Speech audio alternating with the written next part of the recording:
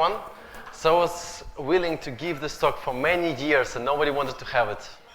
Because, very often people want to get to learn about front end and UX and all. I wanted to do something different. Because, I'm traveling a lot, and so I've been moving between countries a lot over the last couple of years. And so that's been quite a journey for me to just be, to learn a couple of things along the way. So I wanted to share just a couple of tools that save me time every single day, and some of the things that I really like and love, and maybe they will save you time as well. Now, first of all, I love organizing things and I like rules. That's great. So I don't have any fancy tools for like to-dos and things like that. My best to-do manager I ever had is this little text file.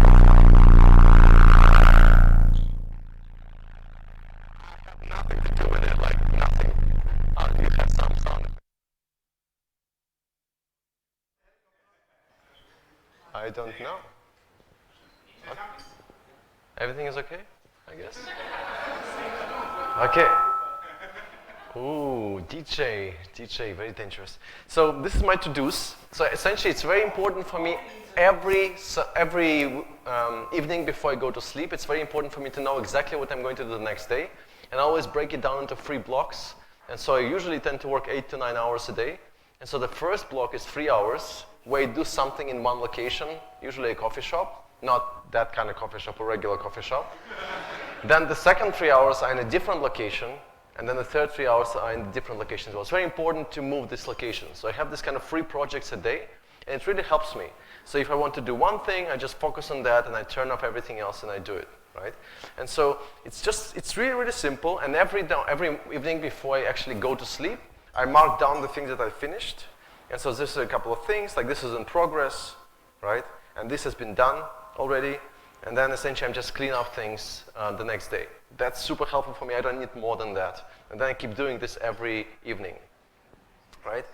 But I think the most useful things I've ever done in my life is setting up accounting. I love accounting. I have nothing to do with it. This is interesting. Is it? I think it's better now. I just have to move away. Maybe I should stand over there, not in the cable. Thank you, Stefan. Hey for Stefan! Right? So one thing that has become very useful is to really learn how to do accounting. Anybody likes accounting? Accounting is great. I love it. It's wonderful. So it's really important for me to kind of have an understanding of how much money I spent and how much money I earn and like what stays and where the money goes, right? And so for example, I set up this really small budget about every single expense just to have an idea, approximate idea of how much money is actually spending. And then of course there are tons of digital services that we just spend money on without even thinking about it sometimes. If we just keep doing that, it might end up being quite a big beast. Well, this is not mine, this is just a template, right? I promise. I mean, I would never pay for LinkedIn Premium. Come on. It's just ridiculous. But all these things kind of seem to add up. And I think it's very, very useful to have this kind of thing. And also to get an understanding of how much money of your monthly income you're actually spending on all these services. And I'm happy to share them as well later, if you want to. But this is really, really useful for me to kind of get an idea of where I stand. Because I always set up my goals every year. What do I want to have by the end of the year? What do I want to achieve by the end of the year? And I kind of try to track that. Right? And I also do this for little things. Like, for example, I can't keep traveling to the same locations. My parents live in Düsseldorf. And so I can fly to Dortmund, to Düsseldorf, to Eindhoven, to Amsterdam. And I could get there. Yeah, that's a problem. Because I don't have Wi-Fi here. And so every time I go, I can figure out, okay, where do I fly best? Because the flights can be cheaper. Right? But I want to see the total cost of how much I'm paying. So I set up this spreadsheet where essentially if I fly to Dortmund, how much does it cost and how much time it takes to get to home, right? The same goes for Eindhoven, for Frankfurt, for Cologne, for Düsseldorf, and for Amsterdam, right? So at least to get an idea of how much time you're going to spend and also how expensive everything is going to be. That's super useful. So I just plug in some things like what the cost is going to be if internet worked, and then I get the full total and I can compare things side by side. That's super helpful. I like writing, and so I tend to write in paper. Dropbox paper is my tool of choice. And I've tried so many different things. This is like the best thing for me just because it's so clean and easy to use. And as I write, I tend to use text expander. Any text expander fans? Yeah, text expander is wonderful. And I'm going to show you like all the snippets I have, and there are so many of them. This is not true. I have more, I promise. Right, these are all the things. I memorized it all of them. So every single time, something comes in, what I find incredibly useful is to have the snippets that can support you. Like, for example, if somebody sends me a proposal to do something, but I know that I can't do it, it always feels a bit awkward to say no, right? So I have SM no. And I send it out without even reading it. That's really nice, right? The same goes for things like, if I have to travel somewhere, I have a checklist for traveling. This is the best thing you see today, I promise. So these are all the things I take, right? All the things I have to do before I actually take my stuff with me and I go to the airport. Yeah, there is a lot of stuff. And I always check, for example, things like, yeah, don't judge me. Yes, I'm just opening myself up here, right? And so I do all these things, and then it's really, really useful because then I know exactly, my flight's usually very early.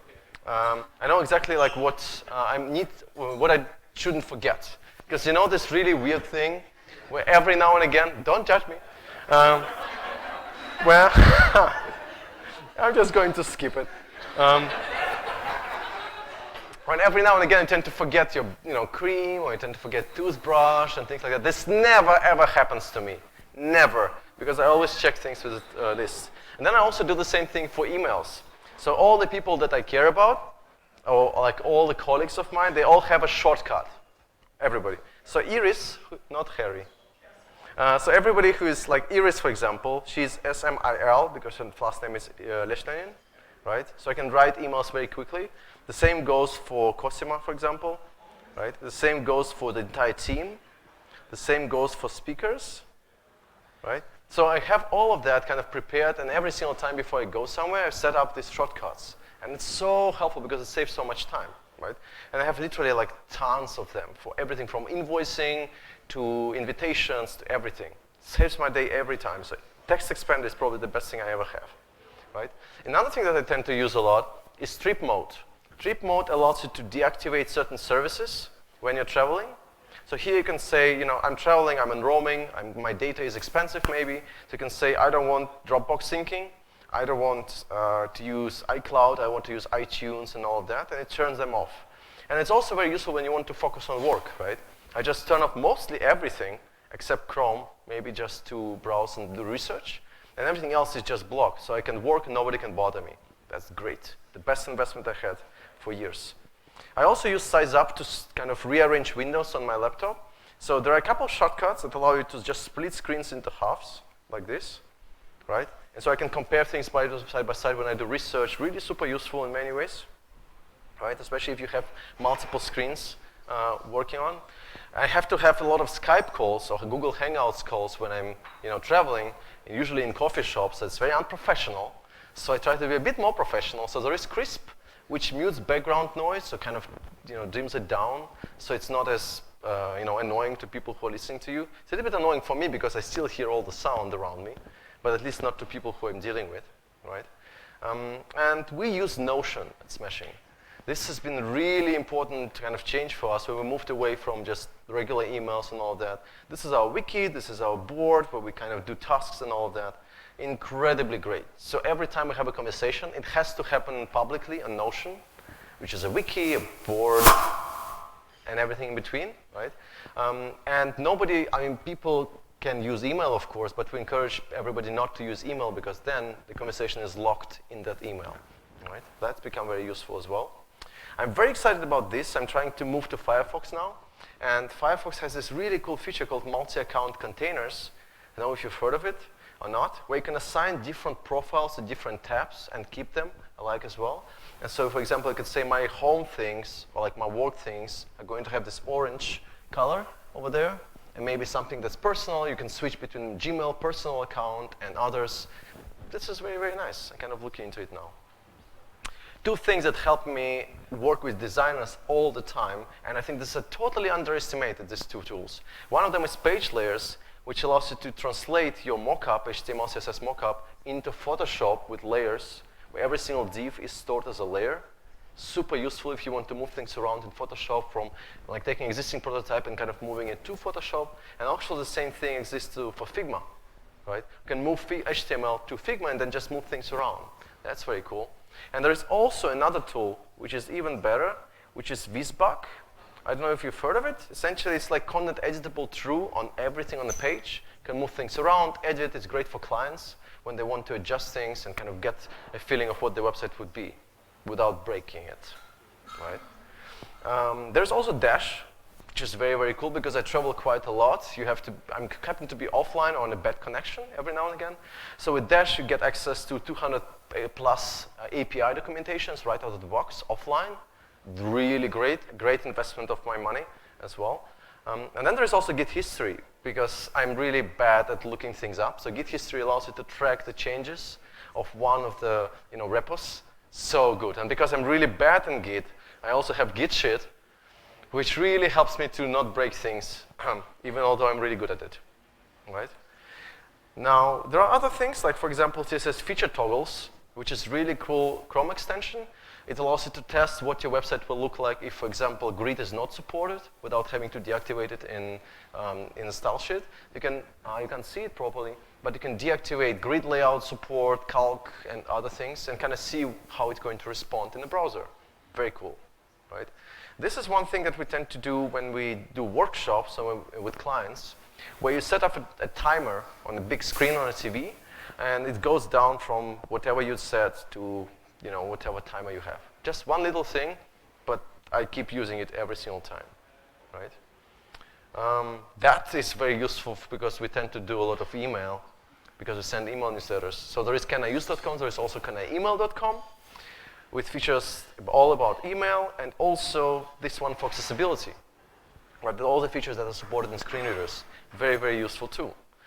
But then, of course, as I keep using all these tools, I have to be comfortable. So I like ironing first in the morning. And this is not a joke. So ironing is really great because you need to pick the best iron. This is the best iron you could have in your life. This is so good. So there is, if you go to Toronto ever, please stay in a Le Mercier hotel. They have the ironing room, which is called the Ironing Heaven room. It's not a joke, by the way. It's an incredible room. They have 4 different irons for different moods, I guess. And they have these pictures of irons everywhere, and small irons and big irons. It's incredible. It really is. And the best thing about this iron, you just slide over your hands or anything, you're just done. Right? And actually, if you start thinking about the shirts, right? How do you iron? How do you usually iron? Well, first of all, the first rule of ironing is you turn it upside down.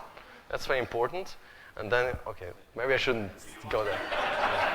No, that's okay. But then you have the back, and then you have the front, and then you have the sleeves, and then you actually always have to do it here as well. Okay, didn't go well either. That's fine. That's fine. But this is the best iron out there. Don't trust any other reviews. Get this iron. Very important. Oh, the iron. Yeah, okay. Also, I like rucksacks and backpacks. I bought this one 6 years ago. 6 years ago. So it costs, as you see, like 320 euros. It sounds very expensive. Very expensive. I had it for 6 years. It was the best thing I ever had, really. So it's been with me everywhere, and it's just like it was 6 years ago. So it was probably the best investment I had.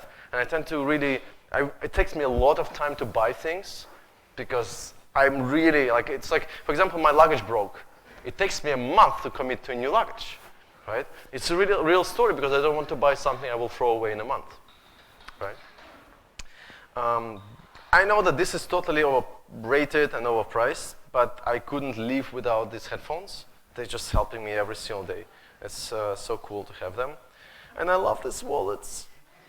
I love them so much. And I lost one last week. And I actually keep 3 wallets just in case, because, 3 different though, right? So this one was specifically for foreign cash, because you keep traveling around and you keep there. So somebody got, I don't know, zloty, Russian rubles, and a few euros. Lucky them, I guess. But this was a very sentimental thing because I bought it 10 years ago. right? And then I have also one separate place with credit cards, and then the company credit cards. They're all separate because you never know what happens. Really good idea to separate things, I guess. Like recycling, the same thing. I really like these pens. I have no idea what's going on with me.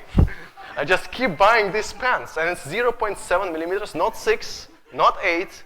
It's 7 millimeters. It's the best thing. I mean, I have no idea what's so special about them. I just love them, right? And I love coffee. So I will wake up in the morning and I will walk somewhere for half an hour to get my best coffee. And I will be one of those difficult people who is going to look at the coffee machine and at the barista judgmentally, right? And if I don't trust the coffee quality and the temperature or the setting and stuff, I will walk away, even after half an hour. And actually, I have a really dedicated checklist for things like that as well. Where are the power plugs? You know, what are the settings? Is it comfortable to sit? All of that, really, really sophisticated, I say. Every time I go to the hotel, by the way, I always ask for 3 things. When does the breakfast start? When do they have the iron in the room? That's very important, right?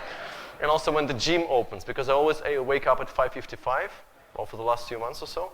And I have like my routine. Otherwise, if you just keep traveling, you end up just losing everything because you need some routine in your life, right? And if you can't afford this one, because this one costs like 4,000 euros, that's really expensive. But you need to watch out for Marzocco coffee machine. If you see Marzocco, that's a sign that it has a chance to be good, right? Because with baristas, you never know, right? So don't trust, but you know, we have to get the best coffee. Everybody deserves the best coffee every morning, don't you? Or tea. I mean, that's fine. That's fine. But you can also get this one. This is a very affordable one. This is the best one I've tried. It's like for home, right? It's really, really nice. And it's not that expensive. Actually, really, really nice. I like cooking. And so this is my website for cooking, where I kind of try things and so on. They have a really nice interface where they show step by step what you're supposed to do as a video. So it's really hard to screw over, right? That's very nice. But it takes sometimes a little bit of time to do that, right? And for wine, I mean, you probably know it. Somebody is excited because I'm really bad at picking wine. I'm the one of those people who is walking around with the phone, like, oh, I know which wine to get, right? I like watermelon. I really do. I studied a lot, like maybe for 2 months or so, how to cut watermelon perfectly, in perfect slices. And apparently there are many people who are also enthusiasts when it comes to watermelon. I was very impressed by that, actually. This was my favorite one, how to cut watermelon into balls.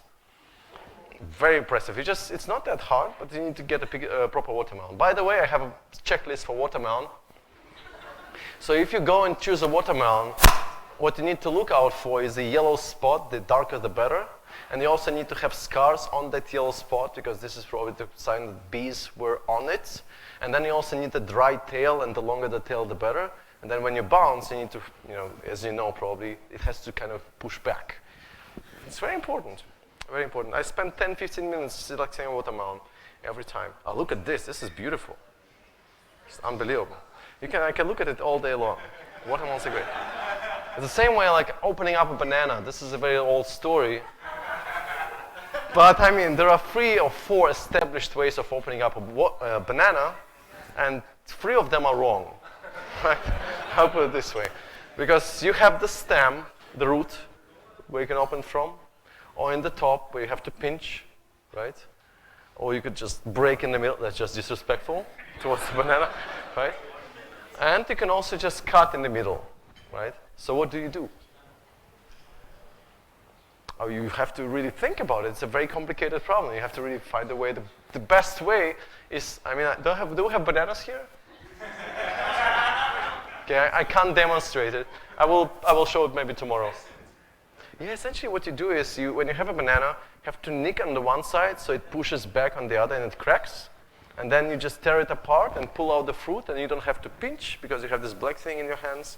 And the root is not a problem because sometimes you start opening and it doesn't open, right? Perfect. Okay, you don't appreciate it? It's a perfect idea. Let's do some real stuff. I like saving money on flights because nobody likes to overpay for flights. So I use Skip'19 quite a lot. Essentially, the idea being there, when you fly somewhere from one destination to another, right, it might be cheaper if you go from one destination to that destination than somewhere else. So if you skip that second leg, they might end up with a cheaper flight. So Skip like is one of those options that allow you to kind of check this availability. But then also what I tend to go to do is, and I think this is great, on Google Flights, you have the option, you can't see it here because no Wi-Fi, but if you tap over here, it shows you nearby flights, or nearby airports, and you can select some of them which are nearby, like Budapest and a few others. And here, if you type in Germany or any country, or Europe or US, it just finds the cheapest flights and it shows them on the map, like this, right? And because I know that my parents live here, I can quickly check what the price is in the airports nearby, right? So you go from one destination to Germany, let's say, or Netherlands, and then you see right away what the prices are. That's very useful. I like public transportation. I love it. I don't know how people transport in Uber or Lyft. I just don't get it. It's just so annoying. It's freaking annoying. I like this feeling of having space and nobody wants to talk to you, right? And it's just really wonderful. I'm really a big fan of public transportation. And I'm also a big fan, because I'm a big fan of lists. I have this huge thing, which essentially, all the places I've been, so every time I go, I set up my list of places I've been and places I like, right? And this is a very strange experience here. And this one has approximately 700 places. No, this is the wrong one, actually. 700 places all over the world, mostly coffee shop, not that kind of coffee shops, and just really nice places where you can work. So everywhere I go to a new place, to a new city, I always find a place I call home. Because I've been there and I know what the coffee is like, and I know what the seating is like, I know that the power plugs are there, I know what kind of tables there are, what kind of chairs, and so on. Very useful, very useful. So still Foursquare because you cannot export it to anywhere else, unfortunately. I do not trust Google reviews. No. Every time I look into Google reviews, everything is 4.5 to 4.6. That's not true, that cannot be right. Right? No, never. And then there is also this little tool called workfrom.co, where you can type in where you are, and then it shows you the connection speed at coffee shops. Very useful, the connection speed at coffee shops, and also destinations, like how busy they are, and so on. Very, very nice. And talking about speed, of course, the first thing I do when I come to a coffee shop before ordering a coffee, very important, I go to fast.com to check how fast the connection is. And if it's lower than 5, I have to walk away. There's no way I'm going to use it. And then finally, one of the Chrome extensions I really like is this One tab, which allows you to just wrap everything into one, like this. And then you can actually keep it and lock it. And, hold on, name it. I can name it. Use for next time. So now I have a perfect list of everything I need in my life in one little list. Isn't that wonderful? I think it is. And this is it.